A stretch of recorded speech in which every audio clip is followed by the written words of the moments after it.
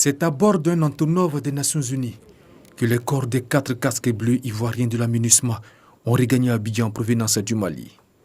Ils sont tombés le 13 janvier dernier dans une attaque perpétrée contre le bataillon ivoirien à Tombouctou.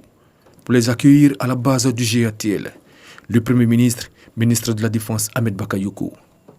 À ses côtés, les grands commandements.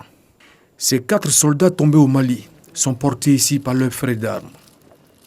Moment de grandes émotions pour leurs familles respectives, à la vue de leurs enfants, époux, frères et neveux. La délégation de la MINUSMA, la mission multidimensionnelle intégrée des Nations Unies pour la stabilisation au Mali, conduite par le général, commandant la force de la MINUSMA, Denis Gilin Sport, a rendu hommage à ces 4 soldats.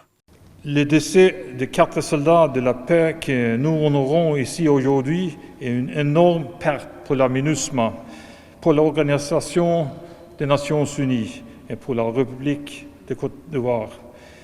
En ne perdant pas de vue la cause ultime pour laquelle nous travaillons, nous rendons hommage à ces casques bleus et honorons leur courage dans notre lutte pour la paix et la prospérité au profit de la population malienne.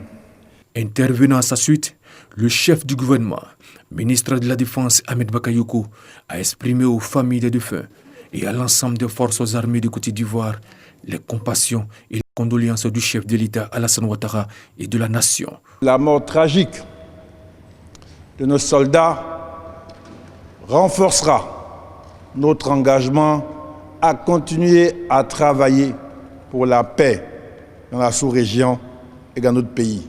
Que Dieu Tout-Puissant veille sur leurs âmes. Toutes mes condoléances à leurs parents.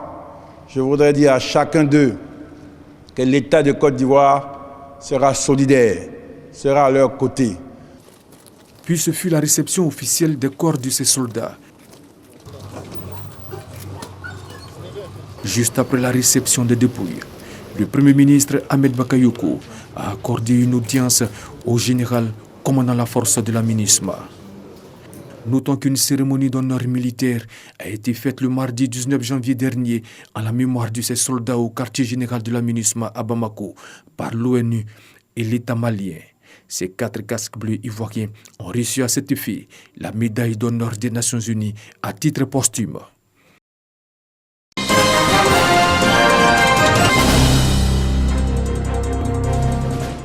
C'est la dernière née des associations dans le milieu des médias ivoiriens. Les membres entendent promouvoir, entre autres, les valeurs d'éthique et de déontologie et entretenir les liens d'amitié et de solidarité entre eux. Ils sont reçus par le ministre de la Communication et des Médias. Les journalistes contribuent par leur production à renforcer la démocratie. Ce rôle sensible peut entraîner des dérives.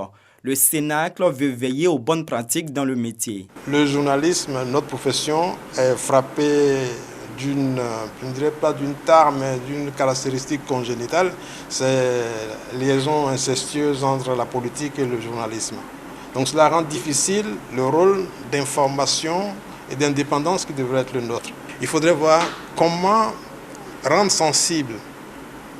nos jeunes confrères sensibles à la question de l'indépendance, du professionnalisme, de l'éthique et de la déontologie, pour voir comment forger un métier qui soit respectable. Sidi Tiomoko Touré se félicite de cette initiative. Il est bon que souvent les référents historiques reviennent à la charge pour rappeler les rudiments de l'art à l'attention de cette nouvelle génération qui souvent se laisse aller. Moi, c'est en cela que j'apprécie fortement cet organe que vous mettez en place, qui devient un organe supplémentaire de référence de qualité, qui permettra que nous puissions avoir un interlocuteur supplémentaire pour interpeller, en tant que gouvernant, interpeller vos jeunes frères qui ont décidé d'exercer ce métier selon la règle déontologique. Le cercle des journalistes seniors de Côte d'Ivoire compte une centaine de membres.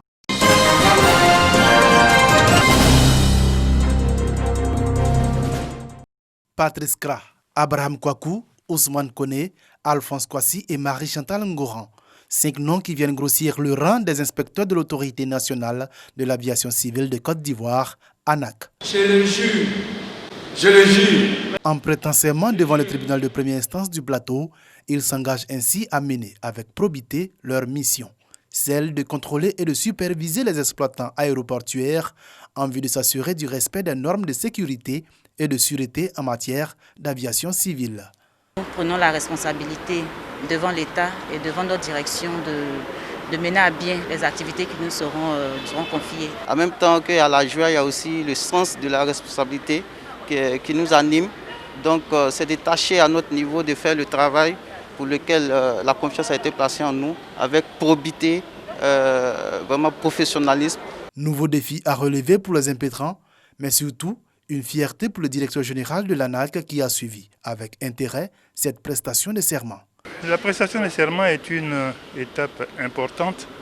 Elle marque une évolution de l'ANAC, une bonne évolution de l'ANAC, parce que les inspecteurs sont en fait le cœur de notre métier. La cérémonie de prestation de serment est une obligation réglementaire qu'impose la mission des inspecteurs de l'aviation civile. Ces 5 impétrants viennent porter à 43 le nombre total d'inspecteurs de l'ANAC.